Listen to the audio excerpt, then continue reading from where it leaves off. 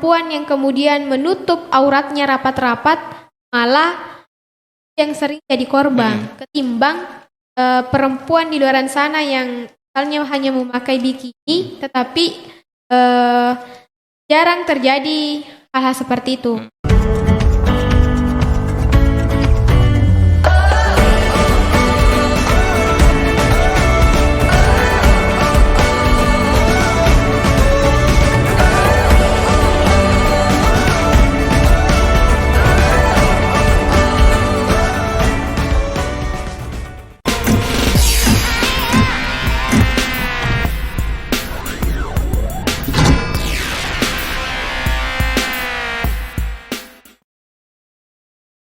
Lagi kita di Note Podcast. Nah, pada kesempatan kali ini kita kedatangan salah satu tokoh perempuan di Kabupaten Sinjai. Nah, kita akan berdiskusi lebih lanjut terkait dengan siapa sih beliau dan bagaimana kehidupan beliau. Khususnya hari ini malam spesial, sekaligus memperingati Hari Perempuan Internasional. Nah, seperti biasanya sebelum kita lanjut terlebih jauh untuk berdiskusi, saya berikan kesempatan kepada beliau dulu untuk memperkenalkan diri. Silahkan. Baik, Assalamualaikum warahmatullahi wabarakatuh. Perkenalkan, saya atas nama Nurul Anina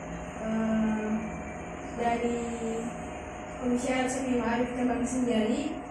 Saya selaku Ketua Kohati, khususnya di Komisariat Seni Ma'arif Cabang Sinjai. Luar biasa, Ketua Kohati ya. Kuliah di mana? Saya kuliah di Institut Agama Islam Muhammadiyah. Jurusan? Program studi bimbingan dan penyuluhan Islam. Saya panggil apa ke Anda? Sayang atau? Nyamannya Kak? Ya. Senyanya. Niha ya? Niha. Panggil namanya saja biar lebih akrab kita. Nah, seperti biasanya kita kan selalu berdiskusi terkait dengan pengalaman organisasi, motivasi, pengalaman di kampus itu sebelum-sebelumnya. Tetapi malam ini khusus kita akan berdiskusi tentang bagaimana Niha melihat perayaan Hari Perempuan Internasional. Nah, pertama saya ingin bertanya dulu, Niha sudah berapa lama jadi ketua? Bisa dibilang baru ya, baru karena di tahun terakhir kemarin, pas bulan 12 itu kemarin saya dilantik sebagai ketua Kohati pertama di Komisariat Seni Ma'arif Cabang Sinjai. Di IAIM ya, Institut Agama Islam Muhammadiyah Sinjai. Kuliah di situ juga. Iya. Nah, umumnya kan kita jumpai nih ketua-ketua itu kan biasanya laki-laki. Bagaimana rasanya jadi ketua perempuan? Kalau saya melihat dari sisi itu, saya merupakan sebuah apresiasi bahwasannya perempuan itu juga bisa jadi ketua dan tidak selamanya hanya laki-laki itu saja. Dan contohnya sampai pada hari ini kita mampu melihat bahwasannya perempuan juga bisa mampu mengapresiasikan dirinya di ranah publik. Dan itu dimulai dari hal terkecil, misalnya sebagai nahkoda baik dari himpunan di prodi setiap kampus maupun di organisasi luar sana. Ya, kan begini, biasanya kan orang bilang perempuan itu tidak cocok jadi ketua karena perempuan itu makhluk emosional. Bagaimana Anda membantah stigma semacam itu? Pertanyaannya cukup bagus. Kalau saya melihat dari sisi itu, kita memang pahamnya bahwasannya perempuan memang itu identik dengan emosional. Tetapi dalam hal ini perempuan juga mampu mengatur bahwasannya kapan ketika ia mampu menggunakan atau lebih ke emosional ataupun lebih ke arah mengikuti logikanya. Jadi ketika kita sebagai perempuan paham di ranah seperti itu, maka kita mampu mengkondisikan kapan saatnya perempuan bisa emosional dan kapan bisa lebih ke logika gitu. Dan Anda merasa mampu? Insya Allah. Tapi Niha asli orang mana? Lahir di mana? Kalau saya asli dari Sinjai Selatan, Sinjai memang. asli Sinjai Bugis. Asli Bugis ya? Siap, Bukan adopsi Eropa. bukan. Alami. Nah, terkait dengan apa ya, sebagai tokoh perempuan ketua di Kohati kan? Apa sih kepanjangan Kohati itu? Kor Sainuwati. Di Komisariat Syafi'i Ma'rif ya. Menurut Niha, perempuan itu bagaimana sih? Ini merupakan sebuah pertanyaan yang memang tidak maksudnya tidak asing khususnya bagi perempuan. Mengapa? Karena sampai pada hari ini kita sebagai perempuan saya gagal memahami atau memaknai apa sih itu perempuan sendiri. Jadi ketika saya disodorkan pertanyaan seperti itu, saya teringat saya teringat yang dikatakan oleh siapa lagi? Siapa perempuan idolanya? Simon de Beauvoir bahwasanya hal yang pertama yang perlu kita ketahui adalah kita harus pahami bahwa siapa itu perempuan itu sendiri. Makanya Simon de Beauvoir di situ mengatakan bahwasanya hal yang pertama yang saya perlu katakan adalah saya adalah perempuan. Nah, jadi ketika kita berbicara mengenai perempuan, itu adalah sebuah hal yang tidak akan pernah tuntas untuk kita bahasakan karena saking uniknya itu perempuan. Jadi ketika kita berbicara perempuan, itu dia memiliki yang namanya perasaan yang lebih ke emosional. Bahkan perempuan itu sering dibahasakan bahwa perempuan itu lemah, perempuan itu sedikit-sedikit sering menangis, padahal itu memang dari segi lahiriahnya. Tetapi hal seperti itu tidak mesti dijadikan alasan bahwasannya perempuan tidak mampu berkarya atau tidak mampu mengapresiasikan dirinya. Anda mengidolakan Simone de Beauvoir? Lumayan, saya juga mengidolakan Raden Ajeng Kartini. Tapi menurutmu Simone de Beauvoir ini bagaimana sih? Karena dia kan kalau tidak salah sama Sartre ya. Ya. Saya membayangkan Simone de Beauvoir ini juga apa ya? Mungkin takluk ya sama Sartre. Atau justru Sartre yang mengidolakan Simone. Mungkin pernah baca sejarahnya. Kalau berbicara mengenai Simone de Beauvoir dengan kisah percintaannya atau kisah romantismenya dengan Sartre, itu kita lebih kepada ketika Simone ini kan dia lebih kepada eksistensialis. Jadi ketika kita merujuk ke ranah percintaan itu ini seakan-akan dia menganggap bahwasannya hanya tidak berfokus pada haknya masing-masing, tetapi misalnya Simon jalan dengan apa yang menurutnya sebagai gagasannya, begitu pun dengan Sartre. Jadi ketika hal-hal semacam itu yang kemudian berkaitan dengan semacam hal-hal yang umum, itu mereka sama-sama bekerja sama. Jadi mereka tidak saling menekan. Ya begitu ya? Iya. Oke, kembali lagi terkait dengan Hari Perempuan Sedunia ya. Ini kan tidak lepas dari perjuangan perempuan untuk mencapai puncak perjuangannya dalam bentuk kesetaraan. Bagaimana Anda melihat itu? Bagaimana Anda melihat Hari Perempuan Sedunia ini sebagai perempuan? Kalau saya sebagai perempuan, ketika kita berbicara mengenai hari besarnya sebagai seorang perempuan atau Women Days Internasional, perempuan ini adalah hari besarnya perempuan yang perlu diapresiasi. Mengapa? Karena yang namanya hari lahir perempuan internasional ini tidaklah tidak sekedar lahir tentu saja, tetapi dilatar belakangi dengan beberapa hal yang kemudian sangat mengesankan. Kalau kita berbicara mengenai sejarah, Hari Internasional Perempuan Hari Perempuan Internasional ini lahir karena adanya diskriminasi. Kenapa? Kenapa adanya diskriminasi? Karena pada saat itu perempuan khususnya di luar Amerika Serikat tahun 1897 kalau tidak salah, itu adalah hari lahirnya internasional perempuan internasional.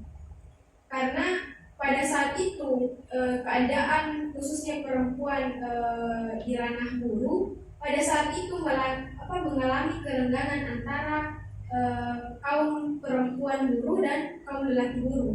Karena pada saat itu terjadi gencotan semacam sebuah misalnya kayak dari diskriminasi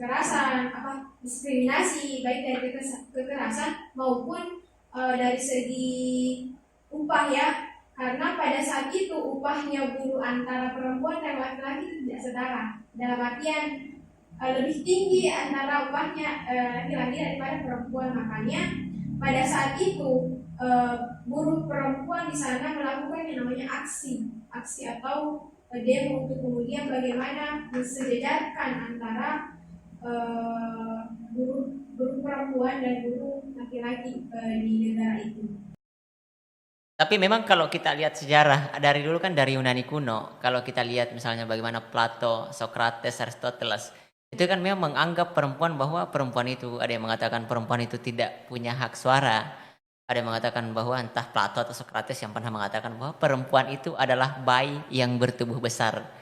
Bagaimana bagaimana menurut Anda dari perjalanan sejarah itu sehingga menurut Anda tadi bahwa di New York ada perjuangan perempuan yang ditandai dengan lahirnya Hari Perempuan Internasional. Berarti berbicara tentang Hari Perempuan berarti tidak lepas dari perjuangan hak-hak. Nah, berangkat dari sejarah dunia, bagaimana melihat hak-hak perempuan korelasinya dengan peringatan Hari Perempuan Sedunia di Indonesia khususnya?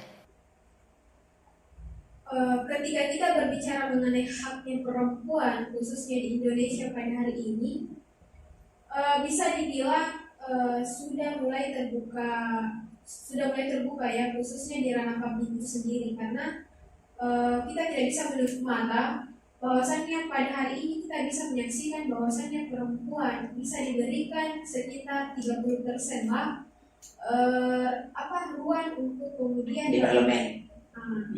Untuk bagaimana dia mampu bekerja sama atau berpartisipasi khususnya di parlemen itu sendiri. Jadi saya rasa ini bukan hal yang kemudian kita jadikan sebagai semacam hal yang perlu kita ajukan, tetapi ini merupakan sebuah jalan untuk bagaimana kita perempuan untuk kemudian belajar dan mampu berpartisipasi baik di ranah politik, sosial dan budaya itu sendiri. Jadi sebagai perempuan kita harus mampu memahami atau mampu mempersiapkan bekal kita sebagai perempuan yang kemudian harus kita mampu buktikan bahwasannya perempuan tidak mampu berkarya.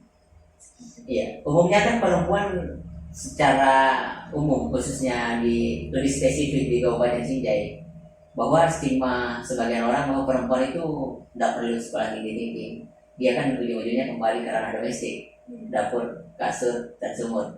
Nah, berangkat dari situ, menurut Anda seberapa penting sih memperjuangkan hak-hak perempuan? Sangat penting dan bahkan penting sekali. Mengapa? Karena kita tidak bisa melanggengkan patriarki tersebut. Sampai kapan patriarki akan menekan kita? Ketika kita berbicara mengenai haknya perempuan, maka sampai pada hari ini, misalnya di organisasi, khususnya di himpunan mahasiswa Islam itu sendiri dan ranahnya di Kohati, kita harus pahamnya bahwasannya kita sebagai perempuan ya harus memahami diri kita. Mengapa? Karena banyak hal yang kemudian perempuan harus pahami, khususnya di ranah pendidikan. Kebanyakan ketika kita melihat di masyarakat ya, sistem patriarki itu sangat mengakar kuat. Masyarakat itu menganggap bahwasannya kami itu anak perempuan tidak usah sekolah tinggi-tinggi, beda dengan laki-laki karena perempuan itu ujung-ujungnya akan kembali kepada ranah domestik atau kasur, sumur dan Dapur. Nah, ini bukan hal yang menjadi tupoksi ataupun ranah yang kemudian harus dikerjakan sebagai perempuan, tetapi ini memang hal yang tidak bisa dipungkiri.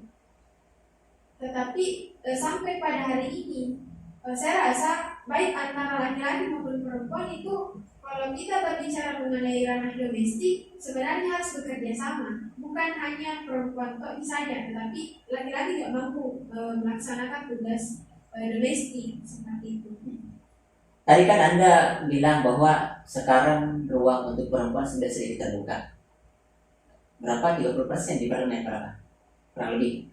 Nah, kurang lebih. Tetapi ada banyak data sekali yang menyebutkan bahwa satu dari 3 perempuan mengalami pelecehan setiap hari di seluruh dunia, dan itu juga terjadi di Indonesia.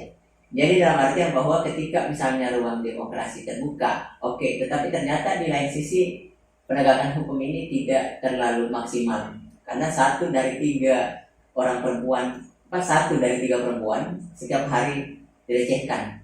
Itu terjadi setiap hari di seluruh dunia, dan itu juga berlaku di Indonesia. Bagaimana Anda melihat itu? Melihat demokrasi terbuka sedikit, tetapi dari sisi penegakan hukum tidak maksimal. Contohnya pelecehan, rentan sekali.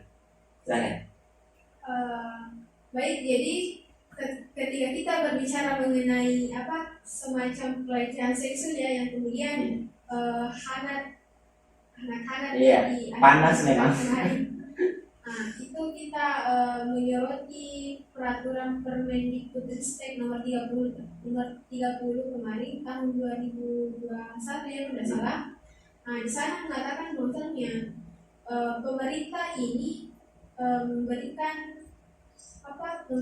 pemihakan kepada korban, tetapi di lain sisi banyak hal yang kemudian pro kontra mengenai peraturan Permendikbudristek tersebut. Kemarin juga sempat kami bahas.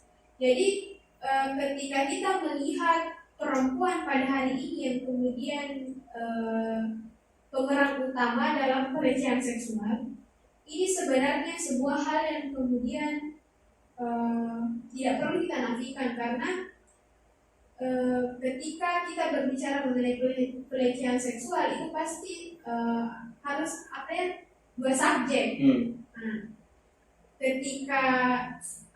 ketika salah satu dari subjek ini kemudian tidak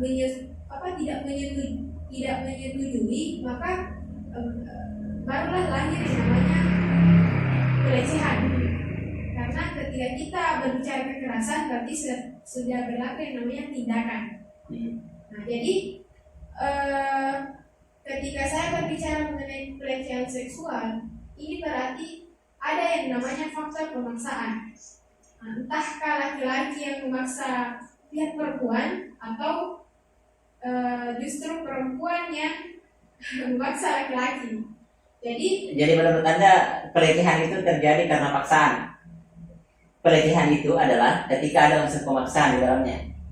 Ada unsur pemaksaan dan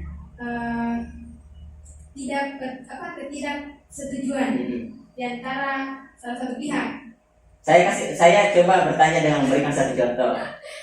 Nih ya, kalau misalnya ada laki-laki yang membujuk rayu kekasihnya, ya contoh, dan kekasihnya sepakat melakukan entahlah mencubui, berciuman apa dan lain sebagainya, dia melakukan itu dengan bujukan menjanjikan menikahi apa dan lain sebagainya. Tetapi ternyata di kemudian hari dia tidak betul-betul menepati janjinya. Menurut Anda itu pelecehan atau bukan? Bagaimana ya? Mungkin jawaban saya agak-agak. Jawab, silakan. Sebagai perempuan Anda. Mungkin jawaban saya di luar nalar ya. begini, ketika kita berbicara mengenai pelecehan, seperti tadi yang saya katakan ya, bahwasannya eh, terjadi yang namanya ketidaksetujuan atau dipaksa. Tetapi ketika hal seperti itu terjadi dan tidak ada unsur keterpaksaan maupun persetujuan, tetapi dalam hal ini dalam tanda kutip sama-sama mau, berarti saya bisa menyimpulkan bahwa itu bukan termasuk pelecehan. Meskipun ada janjian kelak tidak ditepati. Bisa jadi. Sambil minum kopi, gak apa-apa, santai. Nah, berarti di Indonesia sendiri masih ini ya, masih minim. Saya mau bertanya lebih radikal ke Niha. Bagaimana Niha melihat di Indonesia ini, bagaimana negara memperlakukan perempuan di Indonesia? Baik, ketika saya ditanya hal seperti itu, pastilah kita sebagai perempuan dan teman-teman perempuan di luar sana pasti mengamati lah bagaimana hukum berbicara pada hari ini tentang perempuan. Kita bisa saksikan bersama bahwasannya sampai pada hari ini saya rasa hukum mulai memihak perempuan, dan bahkan sudah ada peraturan yang kemudian melindungi perempuan itu sendiri. Ya, meskipun RUU PKS belum disahkan. Kan begini, ini juga terkait dengan di dunia keperempuanan. Kita sering menemukan hal-hal kontroversi di luar sana. Ketika misalnya terjadi pelecehan, ada dua pendapat. Kadang pelaku atau kaumnya mengatakan bahwa dia diperkosa karena dia berpakaian seksi atau dia terlalu cantik sekali dan dia menggoda. Di lain sisi, perempuan dengan kaumnya mengatakan, bukan saya yang seksi, pikiran laki-laki memang yang kotor. Bagaimana Niha melihat hal semacam itu? Pernyataannya cukup bagus. Jadi ini juga merupakan salah satu pertanyaan atau pernyataan yang kemudian mewakili teman-teman saya yang di luar sana biasa bertanya bahwasannya, Nurul kok bisa ya bahkan perempuan yang kemudian menutup auratnya rapat-rapat malah itu yang sering jadi korban ketimbang perempuan di luar sana yang misalnya hanya memakai bikini tetapi jarang terjadi hal seperti itu.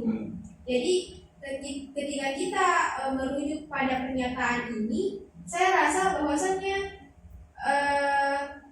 sebagai perempuan atau kaum perempuan itu tidak sepenuhnya disalahkan.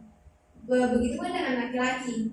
Mengapa? Karena hal seperti ini sebenarnya perlu yang namanya kolaborasi ataupun kerjasama baik antara laki-laki dan perempuan. Karena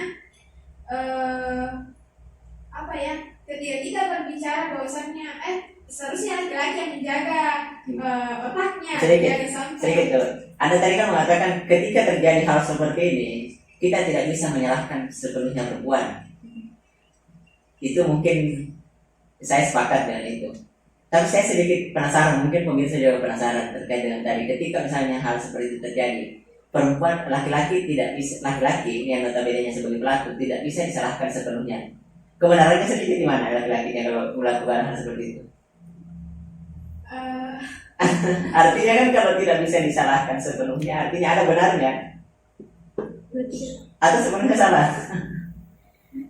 Kan begini. Laki-laki itu juga biasa dilecehkan loh. Oh iya, memang, tetapi kan umumnya adalah perempuan sebagai korban. Tapi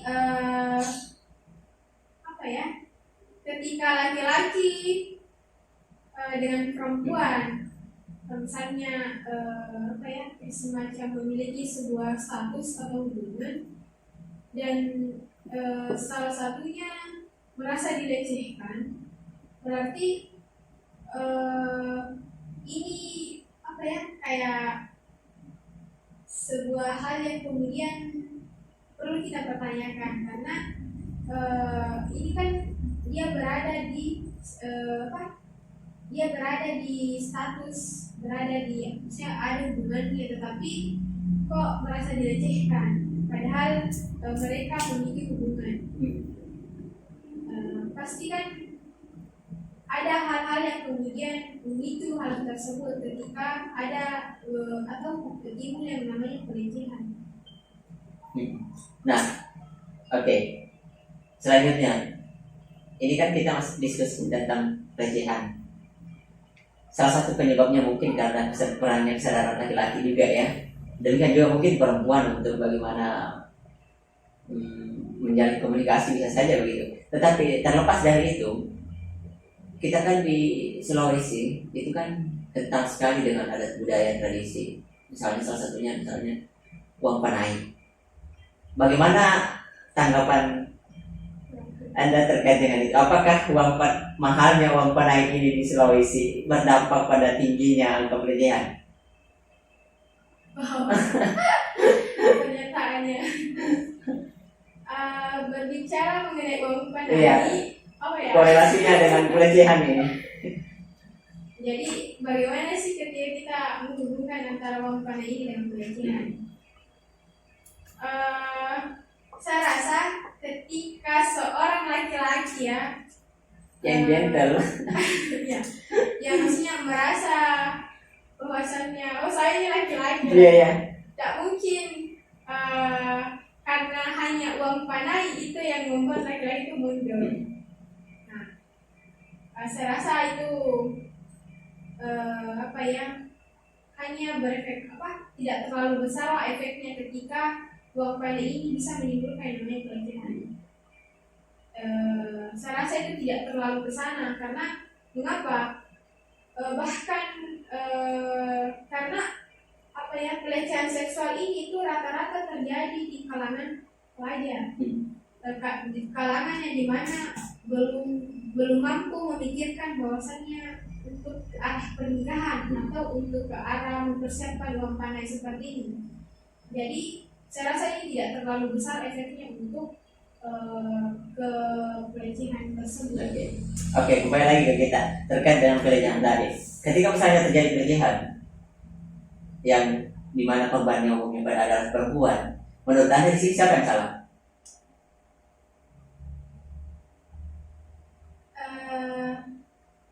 Salah dua-duanya. Karena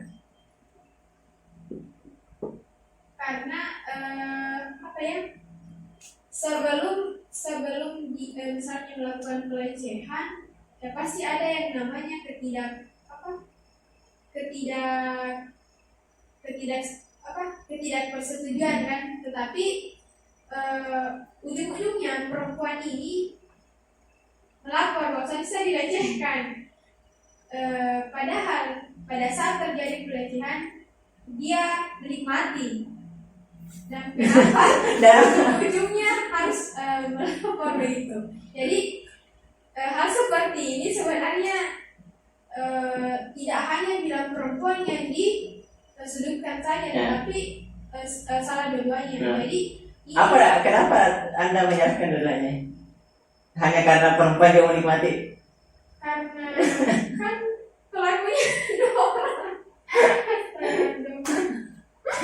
Enggak, kan ketika terjadi hal seperti ini, ketika misalnya dibawa ke ranah hukum, pelakunya adalah umumnya pelakunya itu adalah laki-laki, perempuan itu adalah korban. Ya, Dan menurut Anda akar persoalan penyebab dari ketidakadilan hukum ini apa sih? Apakah karena rendahnya pendidikan kesadaran laki-laki atau memang perempuan memang diciptakan untuk dilecehkan? Bagaimana menurut Anda? Saya rasa ketika kita melihat ketidakadilan ini yang terjadi pada perempuan, itu sebenarnya karena pada hari ini khususnya pendidikan tidak mampu membawa laki-laki ke hal yang lebih baik. Dalam artian laki-laki bukan berarti saya menyalahkan atau sepenuhnya menyalahkan laki-laki, tetapi pada hari ini bisa dibilang 50%-nya laki-laki tidak mampu mendidik logikanya untuk yang lebih baik gitu. Meskipun hal seperti ini tidak bisa kita pungkiri, Tetapi kita butuh yang namanya apa ya, maksudnya kayak semacam hal-hal kewajaran seperti itu. Menurut Anda hal-hal seperti ini terjadi saat orang sudah dewasa atau memang terbawa dari kecil? Dalam hal Pelecehan misalnya, apakah watak atau misalnya perilaku yang nekat orang melecehkan atau perempuannya begitu saja dilecehkan, apakah hal ini memang terbawa dari kecil atau zaman setelah dewasa, zaman yang membuat dia sehingga jadi korban dan ada yang nekat jadi pelaku? Oke, jadi ketika kita berbicara mengenai kapan sih orang itu bisa melecehkan orang. Jadi mengapa saya mengatakan hal seperti ini? Jadi orang itu bisa melecehkan atau bisa dilecehkan pada saat dia sudah memasuki yang namanya Remaja dewasa, puber. puber ya. Nah, jadi ketika dia sudah mengalami puber dan sudah mengenal yang namanya seks, dan khususnya laki-laki ya, meskipun saya bukan seorang laki-laki tetapi tidak menutup kemungkinan hal seperti itu selalu dipikirkan. Terlihat Anda begitu berempati pada laki-laki. Padahal saya sedang membawa Anda ini bagaimana untuk kemudian memperjuangkan perempuan sama-sama kita. Tapi begini, menurut saya hal-hal seperti itu juga tidak lepas dari didikan awal. Karena kan kita saksikan hari ini ketika ada anak kecil, kita lihat itu dari kecil itu perempuan dituntut oleh orang tuanya untuk menutup aurat. Nah, harus jaga auratmu, nah tutup auratmu, nah pakai jilbab. Tapi pertanyaannya, pernah tidak hal seperti itu dilakukan terhadap anak kita yang laki-laki? Nah, dari kecil jaga pikiranmu terhadap perempuan. Nah, dari kecil kau harus mulai berpikir untuk tetap menjaga kehormatanmu, untuk tidak berpikir negatif tentang perempuan. Mungkin hal-hal seperti itu tidak dilakukan dari kecil ya? Atau bagaimana menurut Anda? Bagaimana ya? Kalau sesuai dengan pernyataannya Kabur pada malam hari ini, saya rasa benar sekali ya, karena sampai pada hari ini dan yang sering saya saksikan hanya perempuan saja selalu dituntut untuk bagaimana berbuat baik, Menutup aurat. ya, Jaga salah diri. satunya tutup aurat, jaga diri. Misalnya ketika keluar malam saja kita dibatasi, sedangkan laki-laki no problem. Iya. Jadi Artinya bukan hanya negara yang memperlakukan perempuan tidak adil, tapi keluarga sendiri juga. jadi bukan berarti saya menyalahkan sepenuhnya ya khususnya keluarga, tapi yang namanya keberhasilannya seorang anak memang tergantung dari bagaimana kita orang tuanya. Jadi ketika kita tidak mendidik anak-anak kita secara adil, mungkin saja hal-hal yang kemudian tidak kita inginkan itu terjadi di masa depan. Salah satunya misalnya pelecehan. Karena kita sebagai orang tua hanya mengiming-imingi anak-anak perempuan kita untuk berbuat baik, tapi kita lupa dengan anak laki-laki kita. Iya, kurang lebih seperti itu kira-kira ya. Nah, terkait juga tadi pernyataan Anda bahwa perempuan di awal ya, saya masih ingat. Di awal kan tadi Anda mengatakan waktu saya tanya tentang bagaimana motivasi sehingga bisa jadi ketua, sementara perempuan itu banyak stigma negatif yang berada pada dirinya. Anda tadi mengatakan, iya salah satunya dianggap lemah. Menurut Anda, apakah perempuan betul-betul lemah atau itu juga bermula dari didikan kecil? Contohnya, ketika laki-laki menangis, ditambah dipukul, dikasih dikurung dalam kamar, dipukuli, dicubit kalau laki-laki menangis. Perempuan yang menangis dari kecil, kasih boneka, belikan gula-gula. Apakah itu berdampak juga? Apakah memang itu stigma itu memang benar, stigma itu ada, tetapi terbawaan dari kecil? Bagaimana ya? Karena kalau kita lihat hari ini secara baik secara medis maupun secara fakta-fakta lainnya, ketika kita misalnya melihat ternyata perempuan lebih kuat daripada laki-laki karena anatomi tubuh perempuan lebih sempurna dibandingkan laki-laki. Jadi masih banyak yang menganggap perempuan lemah. Apakah karena latihannya dari kecil atau bagaimana? Jadi ketika apa ya yang dikatakan tadi oleh Kabur, saya teringat dengan bukunya si Mendebika lagi, bahwasanya di situ di di dalam karyanya yang Second Sex atau Perempuan Kelas 2, di situ saya melihat bahwasannya dari didikan orang tua ataupun sejak kecil, perempuan memang diperlakukan lebih khusus dibanding laki-laki. Jadi seperti tadi yang dikatakan oleh Pak Guru, bahwasannya ketika perempuan menangis ya pasti diiringi dengan boneka. Beda dengan laki-laki. Ketika laki-laki menangis, dia sih tidak terlalu dimanjakan bagaimana, tapi dia dibiarkan. Dan inilah yang kemudian sedikit demi sedikit menjadi sebuah karakter atau bentukan dari lahir, sehingga muncul yang namanya perbedaan. Jadi kenapa sampai pada hari ini perempuan itu dianggap lemah, karena saya rasa semacam karena dari didikan memang yang dia terlalu belum bisa bagaimana. Tadi Anda menyinggung bukunya Simon de Beauvoir, The Second Sex. Di dalam buku itu saya pernah mendapatkan satu narasi yang unik. Dia bilang begini, setinggi apapun ilmu pengetahuan seorang laki-laki tidak akan pernah sampai pada akar persoalan perempuan. Saya membayangkan begitu rumitnya perempuan. Bagaimana maksudnya itu? Begini ya, ketika kita menyinggung baiknya tadi yang dikatakan oleh Simon dalam bukunya, itu kita sebagai seorang khususnya sebagai laki-laki ya, setinggi apapun ilmunya seorang laki-laki, dia tidak akan mampu memahami apa itu perempuan. Iya, maksudnya apa itu?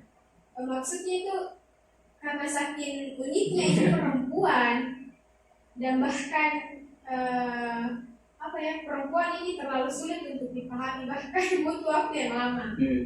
Tetapi ketika saya merujuk ke bait ini, saya rasa perempuan itu tidak hanya atau tidak selalu melulu untuk dipahami, tetapi bagaimana kita bisa saling memahami.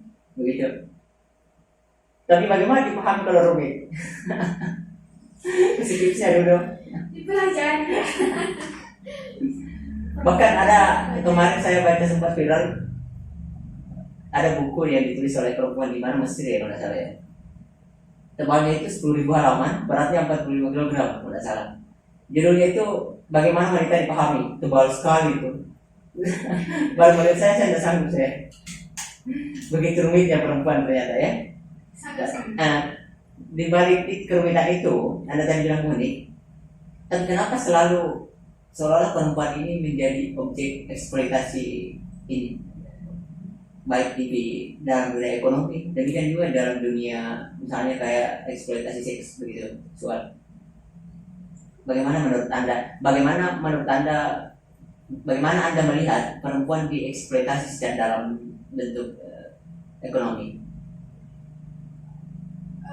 Ketika kita melihat perempuan, pasti kita tidak lepas dari anatomi biologisnya dan bagaimana psikologinya. Jadi perempuan memang memiliki misalnya tubuh yang sangat idealis sekali. Jadi mengapa sampai pada hari ini banyak perempuan bahkan diiming-imingi oleh kaum kapitalis, karena sasarannya kaum kapitalis itu memang perempuan. Dan bahkan pada hari ini banyak perempuan yang bisa dijadikan sebagai ladang atau sumber untuk kemudian banyak penghasilan. Misalnya di ranah kosmetik ya, rata-rata kayak misalnya di iklan-iklan TV itu perempuan yang memerankan hal-hal tersebut. Dan dan secara tidak sengaja sebenarnya perempuan ini secara tidak sadar dia sedang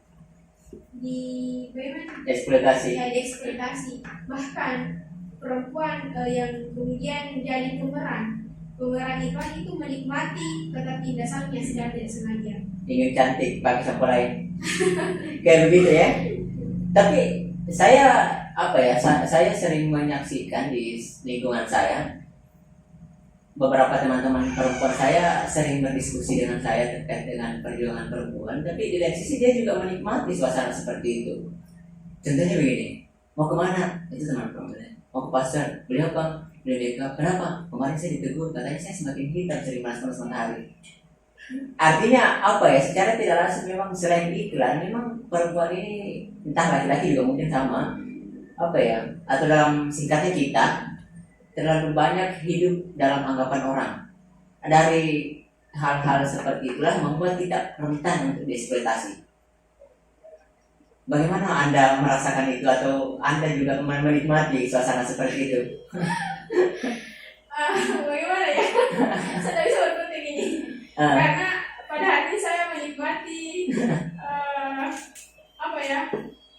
prasarana kosmetik.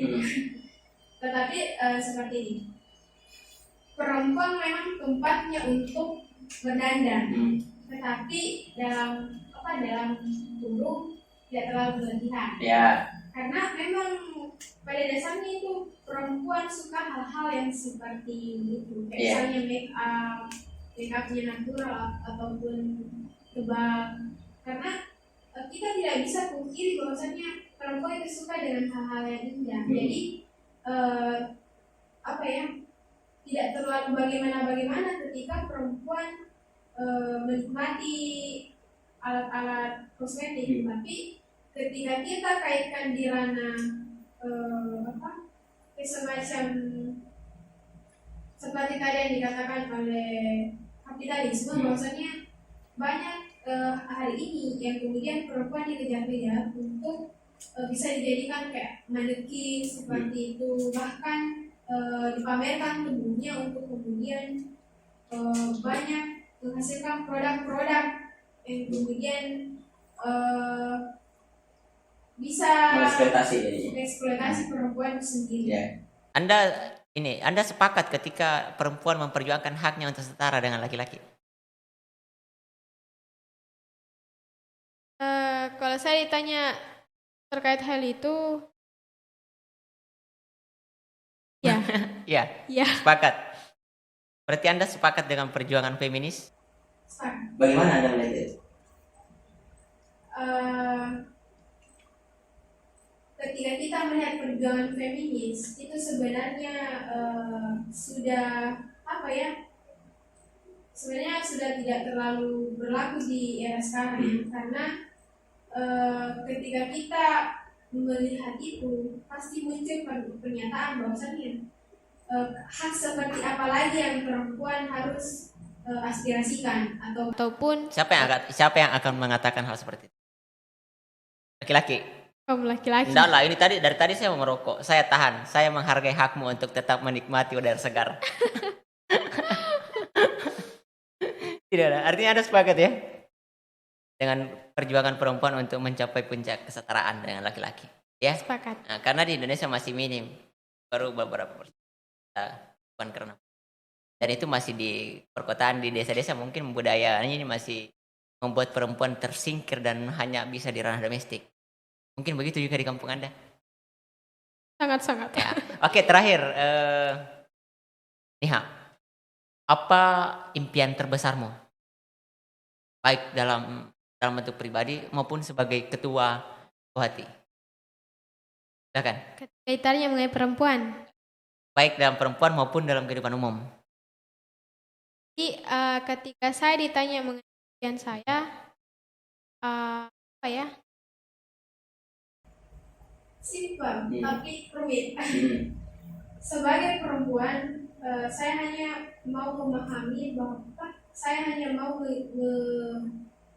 memimpikan bahwasanya saya sebagai perempuan mampu memahami diri saya sebagaimana perempuan itu sendiri, karena sampai pada hari ini kita sebagai perempuan itu gagal memaknai diri kita sendiri, dan bahkan seyogyanya perempuan itu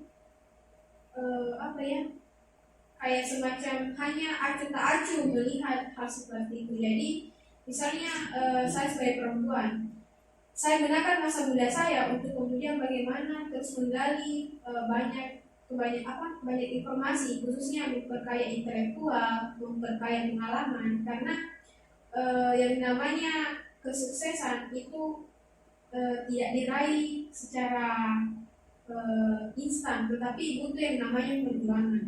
Dan perjuangan itu kita dapatkan ketika kita memperbanyak yang namanya pengalaman. Saya tidak perlu cepat sukses ataupun cepat bagaimana, tetapi pengalamanlah yang perlu kita kejar, karena pengalaman adalah guru terbaik kita. Sebagai penutup, apa harapan Anda untuk seluruh perempuan di Indonesia khususnya? Silakan. Baik, untuk teman-teman yang di luar sana, pada hari ini 8 Maret 2022, ini adalah hari ataupun momentum kita sebagai seorang perempuan. Pesan saya, bagaimanapun kalian, bagaimanapun stigma yang kemudian selalu disoroti kepada kaum perempuan, kalian harus tetap berdiri tegak seperti layaknya batu karang. Meskipun kalian dihempas oleh ombak, kalian akan tetap bertahan dan buktikan bahwasanya perempuan mampu dan bisa setara dengan laki-laki. Ya, saya pikir untuk kali ini cukup. Nihat, terima kasih banyak atas waktunya, cukup menarik terkait dengan pendiskusian kita dari kurang lebih 1 jam ya, terkait dengan bagaimana hak-hak perempuan, bagaimana pelecehan itu terjadi, dan sebagai kesimpulan bahwa antara laki-laki dengan perempuan sama-sama keduanya memiliki hak yang sama. Dan oleh karena itu entah laki-laki atau perempuan hari ini sama-sama harus terus berjuang memperjuangkan hak mereka karena mereka memiliki hak yang sama. Nah, terakhir saya mengutip apa yang dikatakan Hillary Clinton bahwa siapapun yang menyaksikan ini jangan pernah ragu bahwa kalian perempuan sangat berharga dan kalian dimanapun Anda berada berhak untuk mendapatkan kesempatan yang sama. Terima kasih, saya pikir cukup untuk malam ini. Selamat malam. Terima kasih.